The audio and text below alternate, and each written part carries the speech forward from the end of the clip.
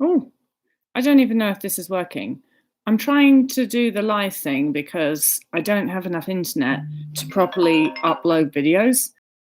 I do, but it takes about 3 weeks. I have had the same video trying to upload since about, I don't know what day we're on now, a long time, probably Friday. It's ridiculous. So I thought I'd try and do the live thing and see if that works. And somebody sent me an email earlier today, so I'm going to read this email. And this person says, I'm 17 years old, so I've been dealing with anorexia for quite some time. I also have anxiety disorder and depression. I've now decided I'm absolutely fed up and I'm going to try and commit to full recovery. It's definitely hard. I'm trying really hard to kick Anna's flat ass because honestly, if I've got nothing left to lose, so I might as well.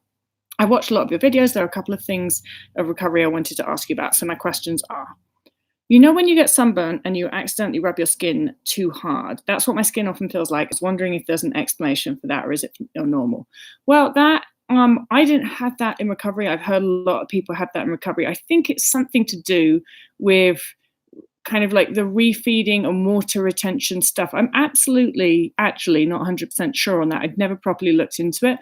I just know it's something that tends to go away and it's relatively common for people that are going through recovery. Then another question, also when I press anywhere on my body, it feels tough as if it's very bruised. Is that just part of the migration theory where I now feel the aches and pains, my brain blocked out, or is that something different?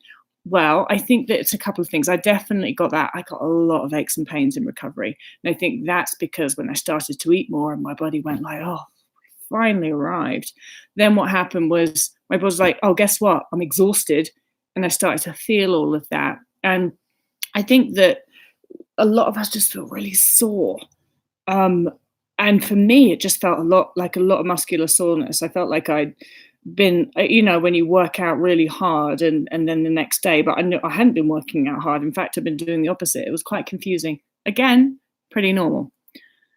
I also wondered if you had any tips on how to deal with family members' comments on my body and how I look, and also my eating, because I seem to be eating quite a lot more than everyone else.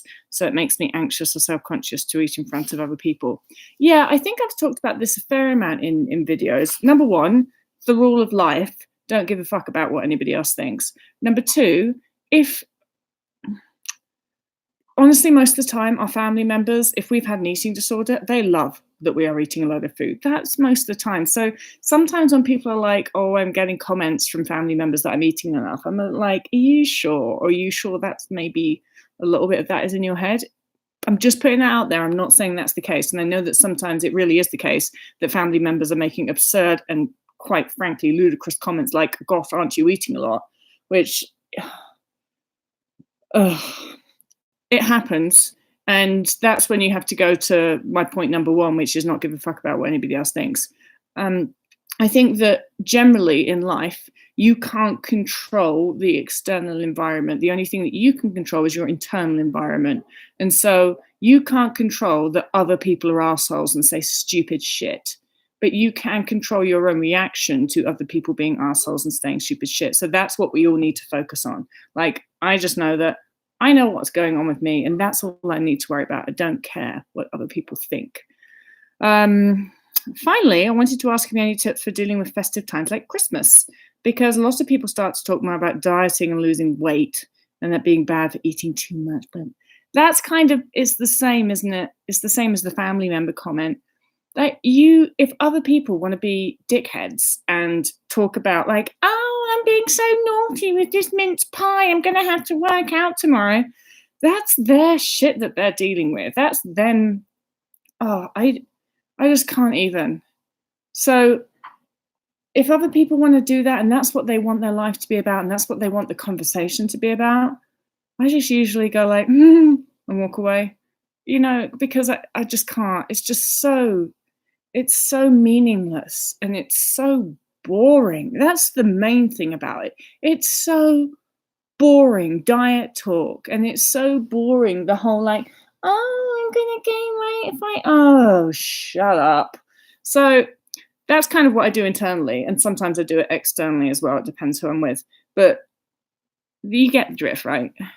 You get what I'm talking about. You can't let yourself be worried about So it's like it's only a problem if it causes you to go like, oh, yes, maybe I shouldn't eat this mince pie, and maybe I should actually go to the. If you get caught up in that, that's on you. That's you got on that train, and that's your problem.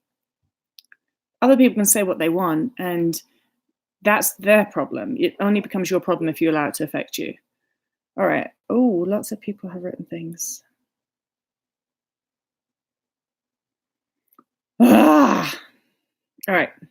I'm going to read this one because this person is called I Love Animals Too Much. So, of course, how did you change around the feast eating at night, especially when your body's not used to eating much during the day anymore? Did you gradually get your energy back naturally? So, the feast eating at night, that's functional.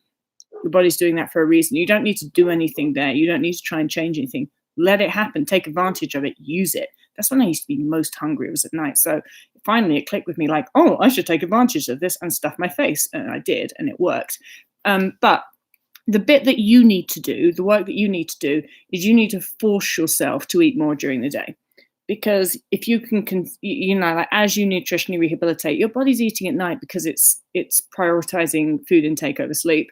And if you think about it, if you were migrating, then you'd want to walk during the day, and then at night we'd rest. So that would be a time where your body's like, all right, you can eat now, I suppose, because you wouldn't be moving anyway. So I think that's why a lot of us eat a lot at night when we have anorexia, and especially also when we're in recovery. And that's why many of us, our appetite comes at night. Like I just know I used to be starving hungry at night, and in the day I really wasn't. And so what you got to do, focus on eating as much as you can, getting as much as you can in at night, and getting as much as you can in the day. Because as you nutritionally rehabilitate, when your body comes out of that, like I need to migrate place, it's going to gradually stop feeling the need to eat as much at night, and it's going to gradually want to eat more during the day. But you have to like kickstart that off. You have to force feed yourself during the day. At least I did anyway. It took a while before I genuinely felt like I want to eat this amount during the day. I sort of had to force it. And the main stopper for me was that I knew I was going to eat a ton of food at night. So the fact that I wasn't really wanting to eat that much during the day made it feel doubly bad. Like my guilt would be doubly worse, because I'd be like, I don't even want to eat, and I know I'm going to eat all this chocolate later. So why am I forcing myself to eat all this chocolate now, and I don't even want it that much when I know I'm going to want it later? And then I just had to come to peace with the thing like, hello, asshole, you're supposed to be eating as much as possible all the time. So force feed yourself now and eat it all later. It's all good. The more in the better. And that just gradually worked out. I stopped waking up at night. I stopped like it doesn't happen overnight. It took a long time. But now I have no desire to eat a ton of food at night, especially not waking up in the night to eat. Thank God I sleep. It's like a baby. I sleep through the night. What a miracle. So mostly don't worry about it. Like feast eating at night, functional, very functional right now. Your body's doing that for a reason. You've got to focus on letting that happen, taking advantage of it, and forcing yourself to eat as much as you can during the day as possible. And also what you're eating during the day is important as well. If you're eating health food during the day, and then it's the more sort of like what we call feast food at night, you've got to bring that food into day. You've got to be eating highly caloric foods during the day. It just doesn't count or work if most of your daytime eating is health food that you're eating. You know why, right? Okay, guys, I gotta go. I will be back. This seemed to have worked, right? I feel like this worked. I'll do this again because I'm not doing any more uploading videos. It's killing me. I'm not a very patient person, so that's why it's killing me. But living with very limited internet for an impatient person is really difficult. It's the first world problem for sure, but waiting for pages to load, I'm just not very good at that. It's like the biggest test of my personality is waiting for a page to load on my computer. But hope you get it. All right.